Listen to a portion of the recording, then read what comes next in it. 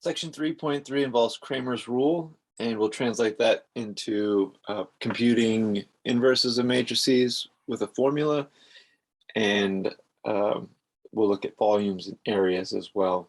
There's a little bit on transformations also, but we won't really look into that as much. The examples in the book can be sufficient for that.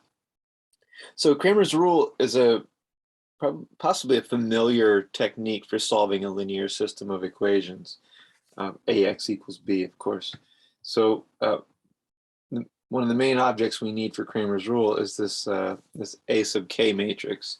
So if we give a matrix A this denotation, what we're doing is we're replacing the kth column of A with the vector B on the right hand side of this.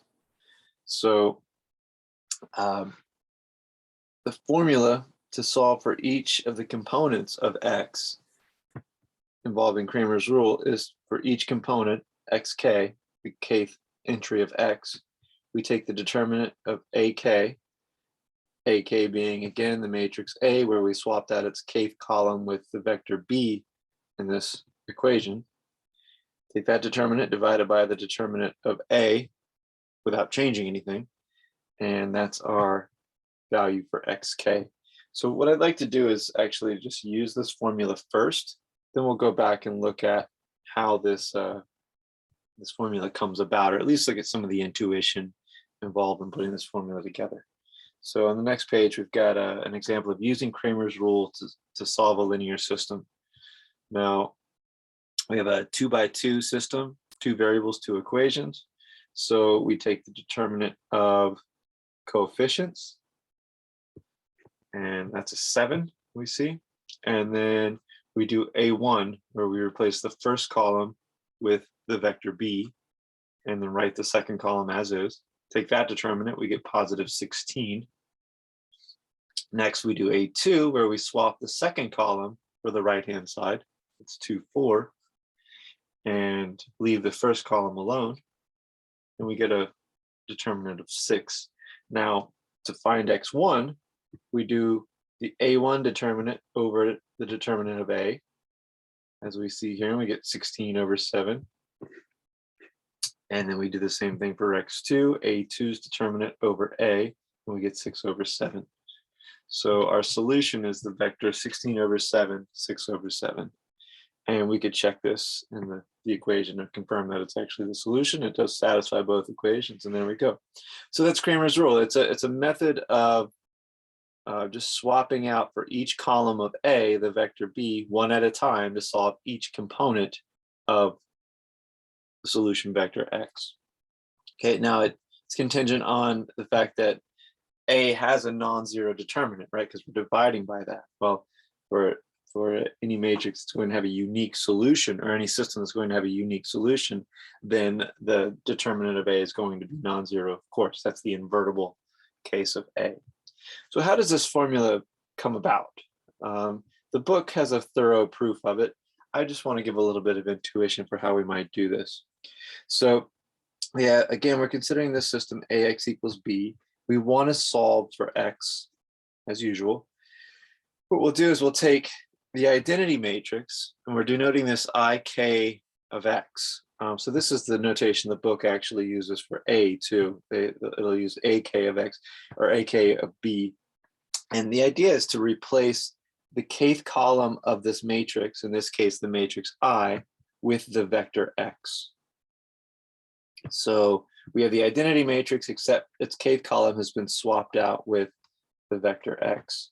And if we have a close look at that, what we'll realize is that this is actually A times X, right? Or it's not A times X, but we'll have A times the column vectors of the identity matrix, E1 up to the kth entry, which has been swapped with X as denoted, and then up to En, the n columns of the identity matrix. Now, when we multiply this through, what we'll see is we have nearly all of the columns of A recovered. But we see that we have A times E1, and then up to A times X, and then A times En. through matrix vector multiplication, or at least the definition of it. And we recall a couple facts, or maybe we check this. A times the standard basis vector E1 is just the first column of A. You might want to check that off on your own with maybe a fictitious 3x3 matrix or something, or general 3x3, or maybe even general n by n. Same thing for A times E sub n, and all of the other columns of A actually, except for the one, the kth column where we have AX. Well, remember AX is equal to B. So we write something that we know right in here. We have B in the kth column now of the matrix A. This is exactly the AK matrix. Right, so we have the AK matrix over here on the right-hand side of this. And what we do is we take the determinant of both sides of this equation. Since we see that these two things are equal, we'll take the determinant of both sides. And remember, by the product rule for determinants, this product over here can be split. The determinant of the product can be split into the product of the determinants. And on the right-hand side, we're just taking the determinant of that AK matrix where we swap B for the kth column. It's worth an exercise to write this down. Maybe write a general n by n identity matrix with a general vector X in its kth column. And you'll realize that if you take the determinant of this matrix, of that matrix I just described, then you'll get just XK as the determinant. Think about it, or have a look at it, and you'll see that that's the case. And then, well, we can solve for this XK here in this formula by dividing both sides by the determinant of A, and that's how we arrive at our Kramer's rule formula that we have above. So that's how this thing comes about. So maybe sketching in some of the details or having a look at the textbook's proof of that could fill you in even further as to where this comes from. It's nice to know why Kramer's rule works and see exactly how it comes together, but nonetheless, we see that it will clearly work. Now, it is computationally intensive, so it's not really an ideal tool for solving linear system. I think row echelon is still a better tool, but we'll see that, you'll see it in applications and differential equations for simple 2x2 systems, just because it is fast enough. Now, another use that we'll make for it is this. Let's use Kramer's rule to come up with a matrix inverse. So I'm going to do this for a 3x3 case. The textbook does it for the general n by n case. I think this is just a nice complement to the textbook's more general proof or derivation of the formula that we're going to work on here. I think that if we just see it in a 3x3 case, we get the idea of how it comes together, and we're not as confused by the abstraction. So let's take an n by n matrix, or a 3x3 matrix A, which has these three columns, A1, 2, and 3. And we'll use Kramer's rule to compute A inverse as follows. Now, recall that A times A inverse is equal to the identity matrix. That's what it means for them to be inverses. So we'll let the columns of A inverse be X1 through X3. So right now we don't know A inverse, right? We're going into this knowing the matrix A and hoping to find the inverse of A. So we'll call these the columns of A unknown vectors X1, X2, and X3. And, well, since A times A inverse is equal to I, well then A inverse times X1 should be E1, right? So our matrix product, A times A inverse, is three matrix vector products, and each one of those should be equal to the identity or the standard basis vectors respectively in order to form the identity matrix, right? So the identity matrix in R3, or the 3x3 identity matrix, is E1, E2, E3 in columns. So each of these equations has to hold.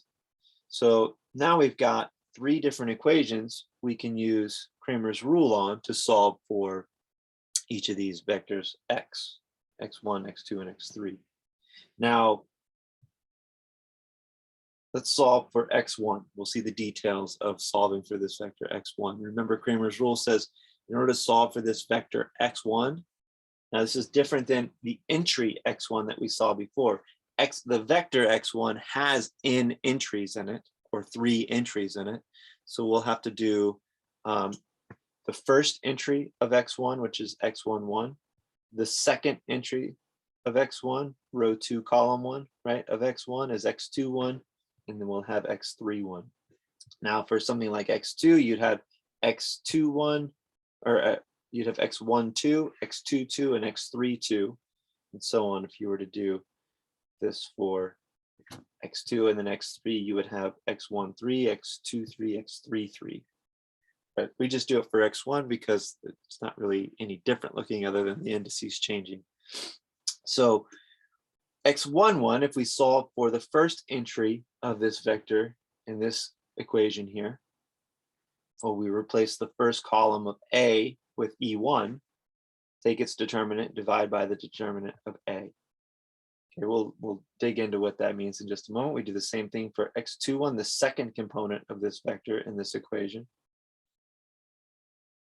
And we would solve for x2, 1, the second component of x1. Remember, we're only looking at this equation right now. And for the third component of x1, we swap out the third column of A with E1. In all three positions, we put E1 because we're solving for this equation. Our new B is the standard basis vector E1 on the right-hand side. So it goes to all three positions, all three columns in the matrix A in order to get all three components of the first column of the inverse matrix, X1. So let's have a close look at what each of these determinants actually looks like, right? We'll do cofactor expansion along each of the columns that contains our standard basis vector. Actually, I have a typo in the last one. This should be an E1 down here. So that looks a little bit more correct.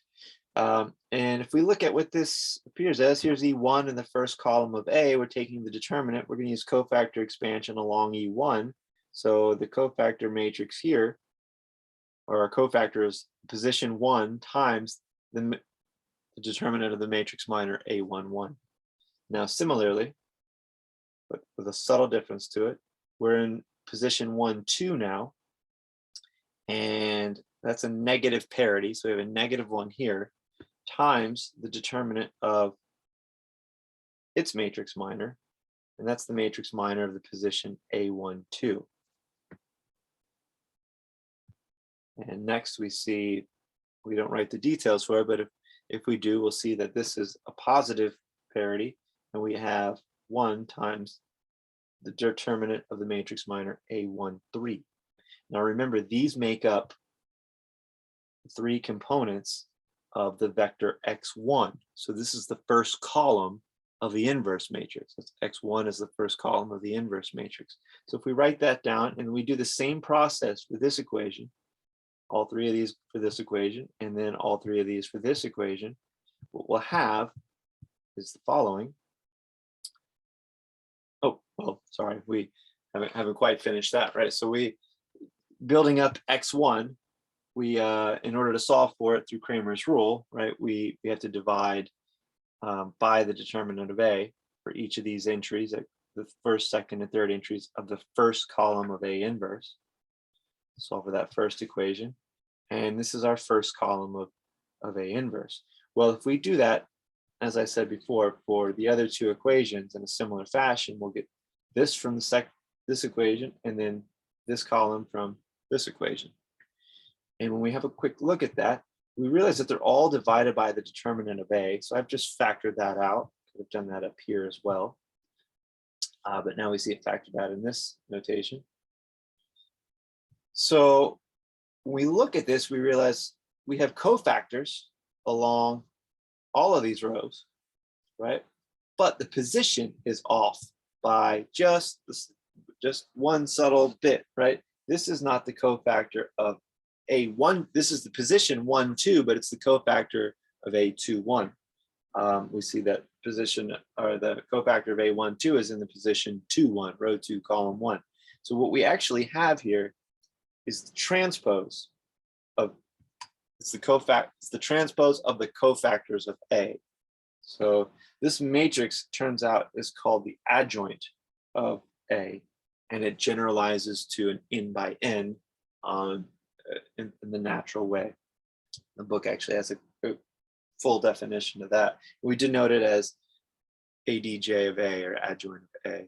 So it's the transpose of the matrix of cofactors of A is what this thing actually is. So this gives us a formula, right? We see now for the 3x3 case, we have a formula for calculating the inverse matrix of a given matrix A. It all depends on, of course, the determinant of A being non-zero.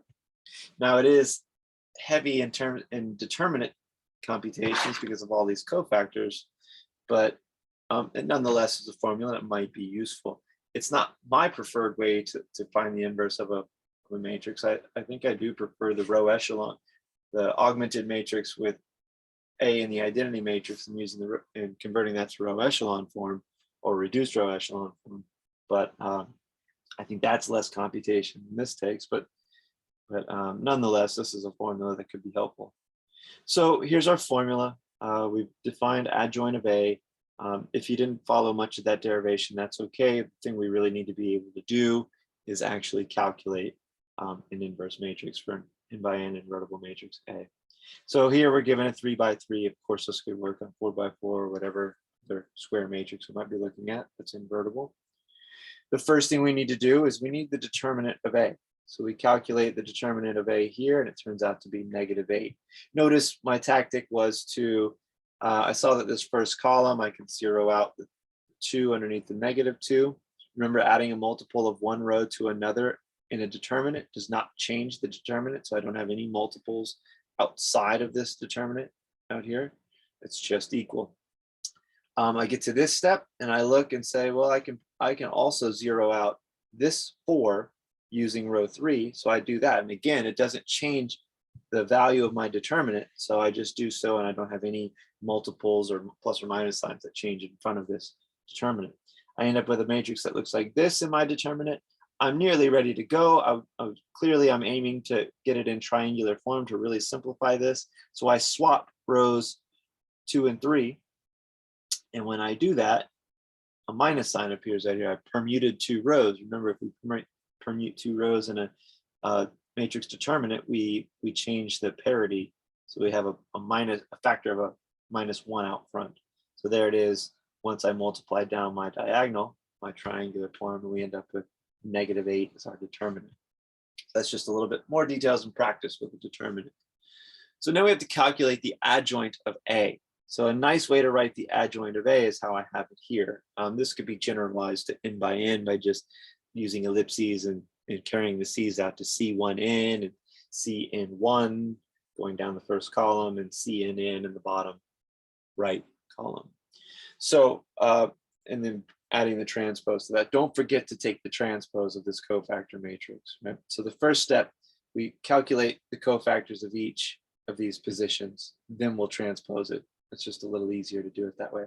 Remember to go all the way back to A. Don't use any of these intermediate determinant matrices to find the adjoint of A. It will not be the same. We have to use the original matrix A up here for this. So my adjoint C11, remember this is my position, or my cofactor rather. So I'm looking at the determinant of this submatrix right here, 1, 5, 2, 3. And that turns out to be 3 minus 10 is -7. So we have this. Now, cofactors, don't forget, cofactors involve parity, right? So we'll change plus or minus signs based on that. So for my C12 cofactor, position 1, 2, I'm here, and my submatrix is this. So I'm in a negative parity. So I have a negative sign automatically thrown in front of this, but my determinant of that submatrix up here is 6 minus 0, and there's a negative out front thanks to the parity, so I have a -6. So that's this. And then continuing on, maybe I'll do one more. Let's do C23, the cofactor position 2, 3, just arbitrarily, just to practice another one. There's that position. 2, 3, 2 and 3 is 5. That's an odd parity, so this is also a negative position, so I need a minus sign against whatever my determinant is. So at least times it. So then I have -2 times 2 is 4 in my submatrix, and -0 again, 3 times 0. So I have -4. I end up with a +4 in this position. So I know cofactor expansion is probably, or cofactors are fairly new, so we still want a little bit of practice with those. So I've shown a couple of those details. Now for the adjoint, don't forget, it's the transpose of the matrix of cofactors of A. So we need to transpose this. And remember, transpose is just first row becomes first column, second row becomes second column, third row becomes third column. Or you can think about columns becoming rows. Either way, you're going to arrive at the same place. The last thing we need to do once we have the matrix of cofactors is write A inverse as 1 over the determinant times the adjoint matrix. And then when we simplify this scalar product of a matrix, we have a matrix given here. We could check that this in fact is the inverse of the matrix A by multiplying them together and seeing that we get the identity matrix. And when you do, I think you'll find that that is the case. So a lot of the work's been more or less hidden. A lot of things get done maybe in your head. Notice that if this was a 4x4, it would be a bit complicated to do, right? If we were going to run this, use this formula, it's essentially more like an algorithm than a formula, but nonetheless, our cofactors would be 3x3s for a 4x4, right? Instead of here where we had our cofactors were 2x2s, which are quick determinants to take. If your cofactors are 3x3s, now you've got to go through, in the case of a 4x4, and do 16 3x3. Remember, we have 16 entries in a 4x4. You have to do 16 3x3 cofactors. That might not be very good. So this is why this method is computationally intensive and not ideal. I think that the AI augmented matrix being converted to IA is probably still a more efficient technique. Nonetheless, this is an interesting formula and it could be useful in certain cases.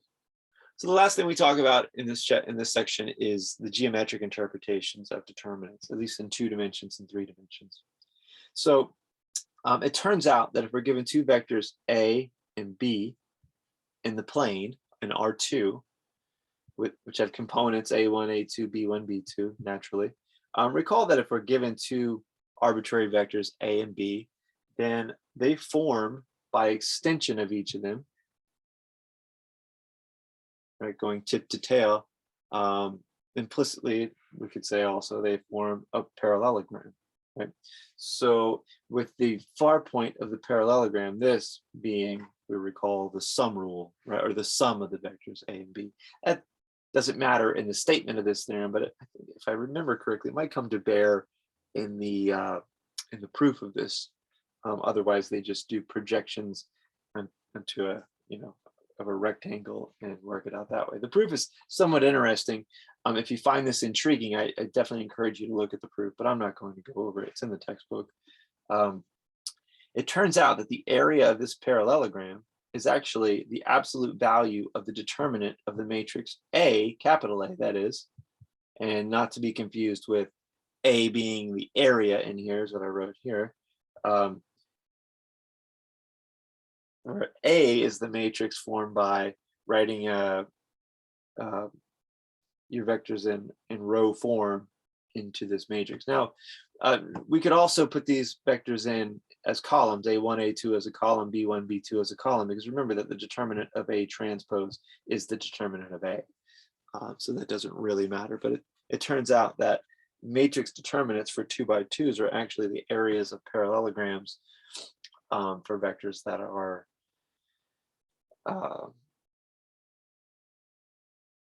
that form the columns of a 2x2 matrix A.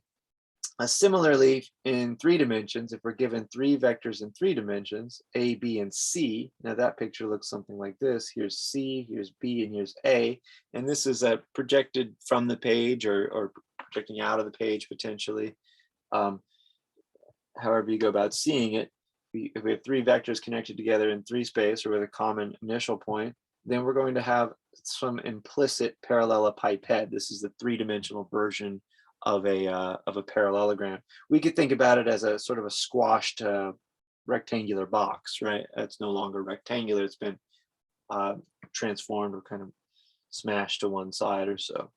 So it turns out that the determinant of a matrix A that's made up of these 3 vectors in R3 is actually the volume of that parallelepiped. That's a more involved proof in order to come up with this result, but nonetheless, it's done similar to the R2 case. If you have any interest in either of the proofs, I would start with the two-dimensional case and see how that comes about. It's a bit of interesting geometry. Again, we don't need to do that in the video lecture, and we don't really need to know it for the course, but it is nonetheless interesting. So find the area of the parallelogram determined by the given vectors, u and v. So we're going to write A as the matrix given by the two vectors that we're interested in. And see, I've already changed it. And right, it doesn't matter because so I'm not writing my vector u as a horizontal vector. I'm writing it as a vertical vector. And we know that, again, the determinant of A is equal to the determinant of A transpose. So that formula above could have been written either way. This is arbitrarily chosen to be one version. So, so there's our matrix A. In order to find the area of the parallelogram, this is area is equal to the absolute value of the determinant of A. It's a little confusing. The bigger bars I'm putting on the outside as the absolute value of a real number, and the inner bars around A is the determinant of A, the 1, 4, 0, -2. And we're taking the absolute value of the determinant. So what we end up with is 1 times -2 minus 0 times 4. Absolute value of that, we have -2 minus 0, or -2 in the absolute value bars, and we end up with 2. It's possible that a student might forget the absolute value here, and then you'd come out with a negative area, and then it's just easy to recall, oh, I need to take just the positive or the magnitude of whatever my determinant might be. So that's it. It's just a geometric interpretation. Probably the proof of why this is true in the two-dimensional case is more interesting than actually doing one of these calculations. Maybe I'd encourage you to take two vectors in the plane just to see something interesting, perhaps something like this. If we have the vectors 3, 0 and -9, 0.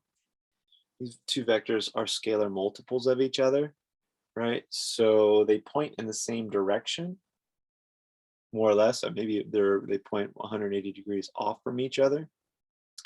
That being the case, they're not going to form any sort of interesting parallelogram. They should have area 0, right? Remember that 3, 0 looks like this. We'll say this is the vector 3, 0, and then the vector -9, 0 is 3 times as long. So this is approximately that, and it points in the opposite direction. -9, 0. And when we try to form parallelogram, we have one that has area 0, right? If we put either of these vectors tip to tail, trying to add them, we end up with, well, if we add them, we'll end up with 6, 0 here or something like that. But we don't have any parallelogram formed here, right? If we try to connect as we did here, we extend from let's see, the vector A, we extend it by B. So if we extend 0, 3 by -9, 0, well, we're here and we're at the tip, and we're going to go back -9, 0, and there's one of our lines in our parallelogram, right? So all 4 of our edges of our parallelogram are all going to actually be on top of each other. We don't have any area. And that's confirmed by the fact that the determinant of the matrix 3, 0, -9, 0 is going to be 0, or is 0. So there we have it. You might play around with two vectors that are perpendicular to each other. Of course, that would make this a rectangle, and then you might see what inferences you can draw from that. So that's it for section 3.3. Chapter 4 starts next, and we'll open up talking about vector spaces there.